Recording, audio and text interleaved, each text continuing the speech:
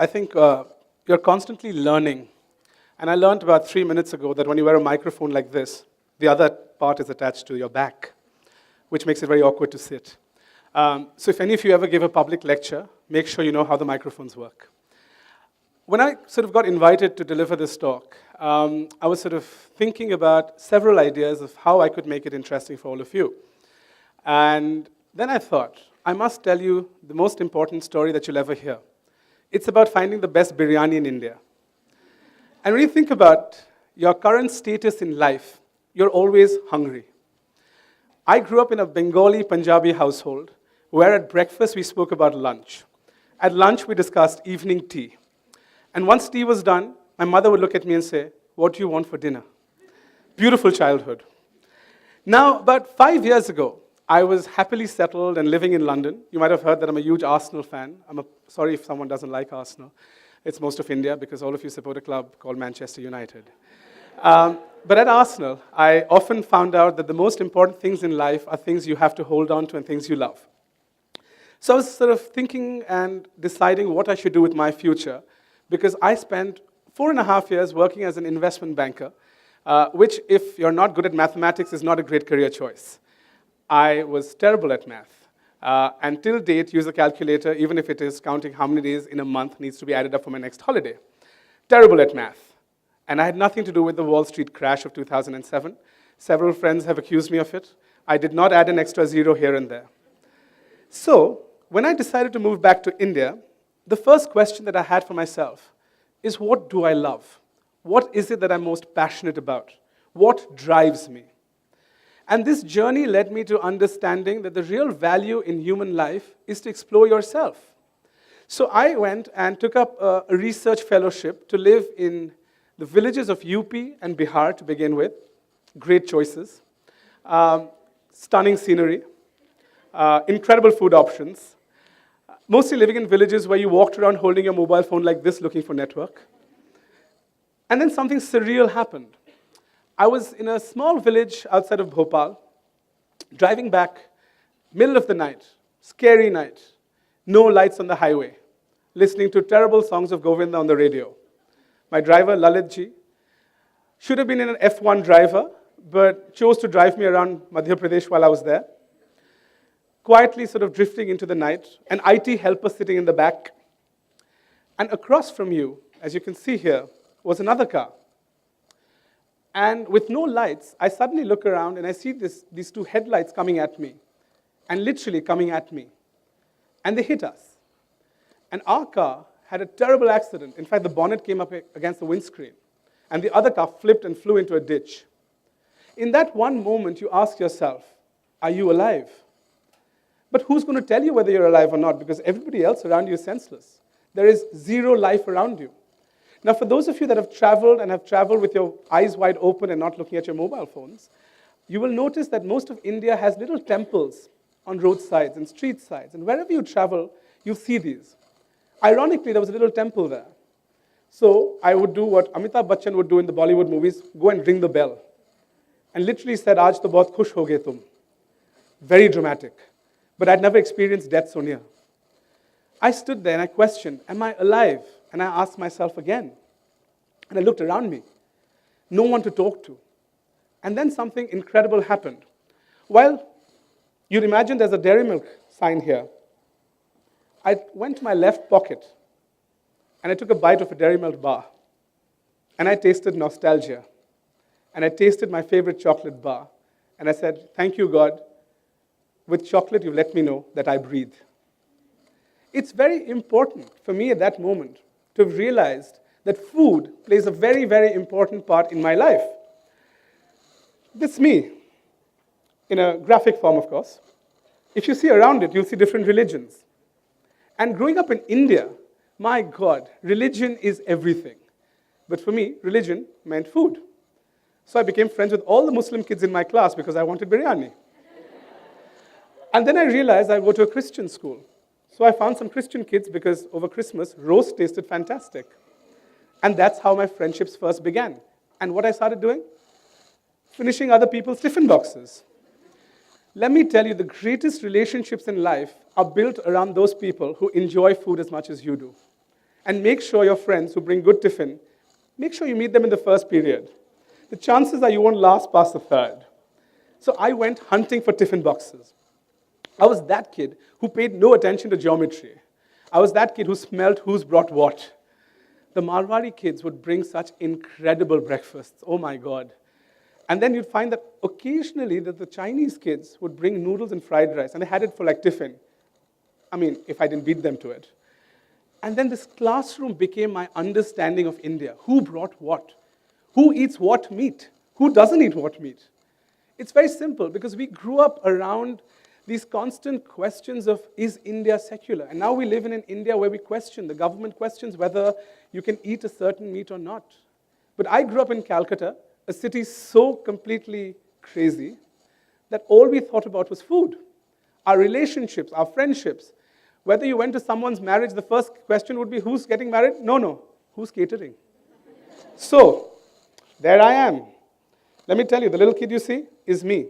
You know why I'm smiling? Because I become friends with the waiters. Simple rule, when you go to an Indian wedding, carry a few 50 rupee notes.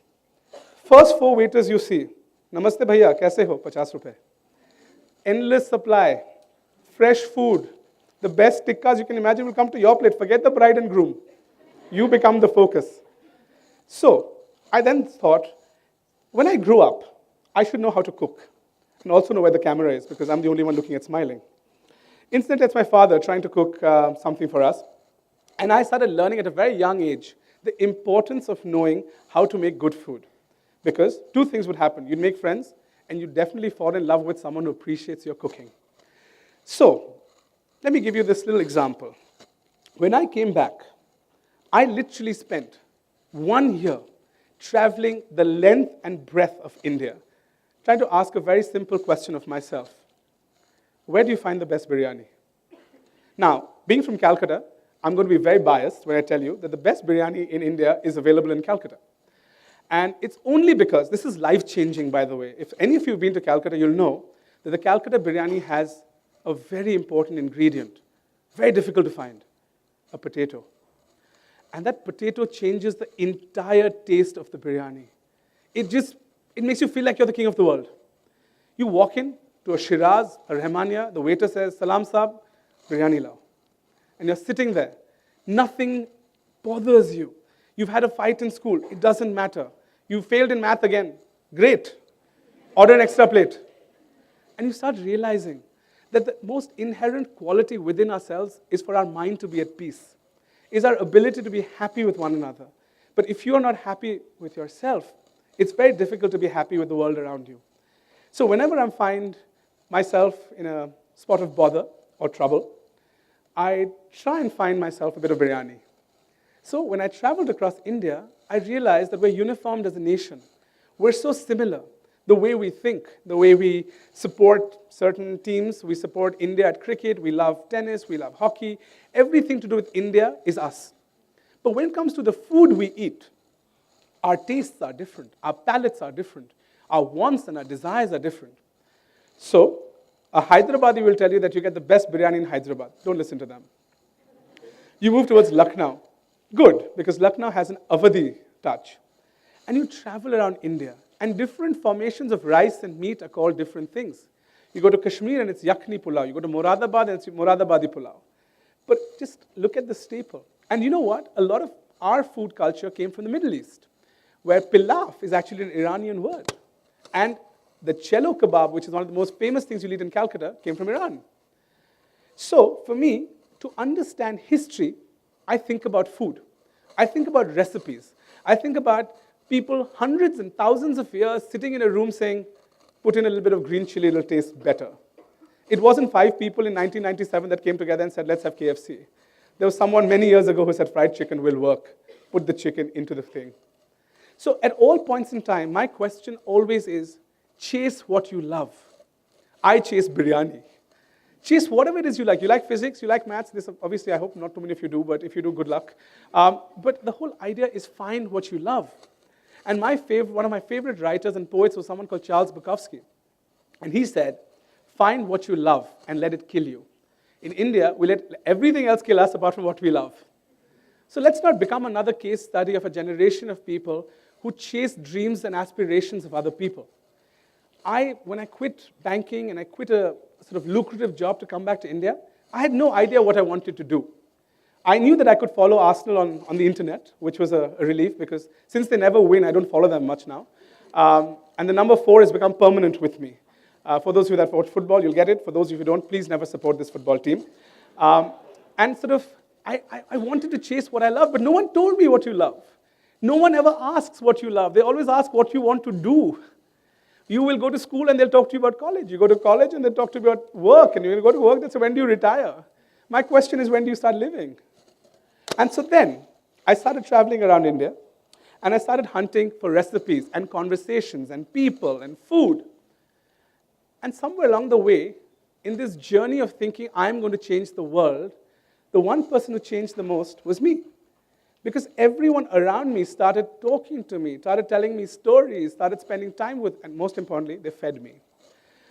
Now this is an interesting graphic. This was me sitting and trying to figure out how farming in India works. And let me tell you something.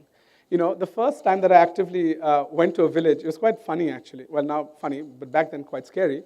There were 3 people chasing 3 people with swords, straight out of a Bollywood film. And I stood there wondering what's happening. They were rehearsing for a play, but for me it looked like they were going to kill each other. And I wanted to talk to them, and I would walk around the village just trying to have a conversation. But no one had the time. You know why? Because for farmers and people that work in rural spaces, results are overnight. If they're on the farm today, they have to send something to the market tomorrow to put food on the table. And to really understand India, to understand the intricacies, to understand how delicate our country is, be it politics, religion, race, creed, background, whatever it is, go to a village and you will see how much of India still exists. The ideal India in our heads are found in villages.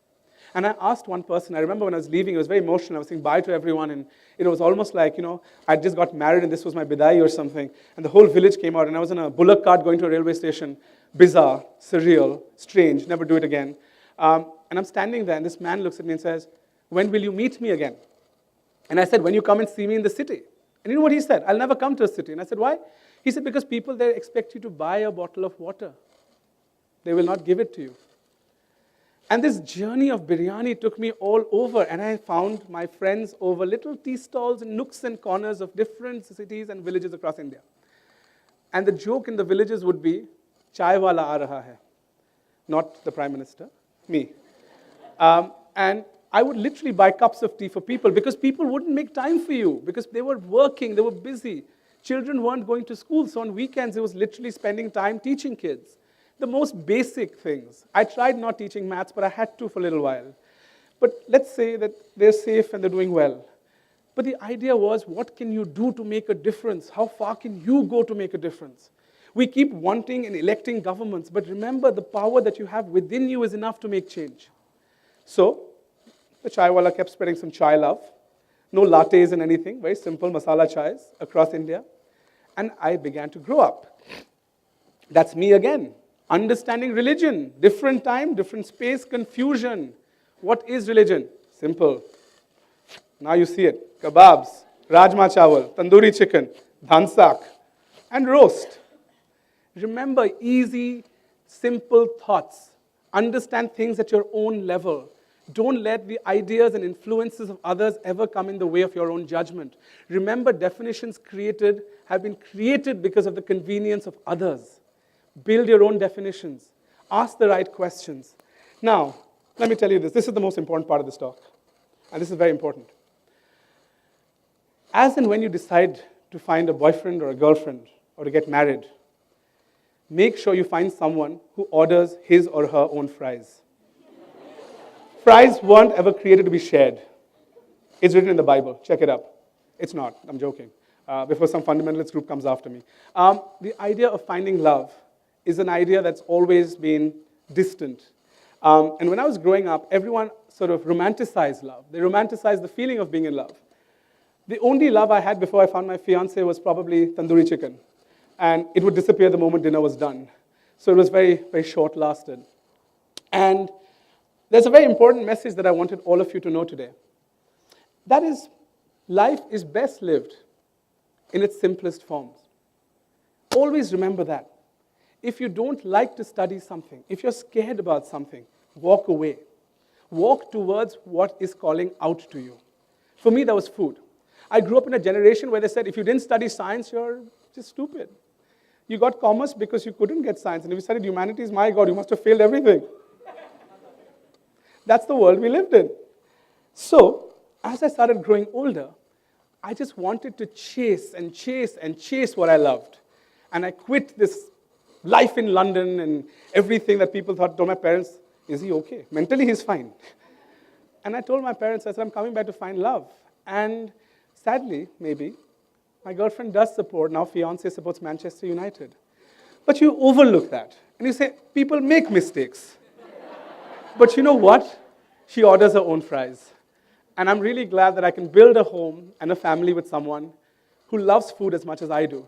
Because I wasn't built to eat lettuce for dinner. So, remember this, and this above all, that your time, as Walt Whitman would say, happiness not in another place, but this place, not for another hour, but this hour. So remember what Walt Whitman said, and remember what I've told you today. Don't take advice from everyone. Advice comes for free. Take what you think works for you. Each one of you sitting in this audience here, and each one of them that are watching this video at some point, will realize your biggest power is the uniqueness within you. Believe in you. Love yourself. Be happy. Give back. And overall, I hope in this lifetime, you find the best biryani. God bless you, and thank you very much.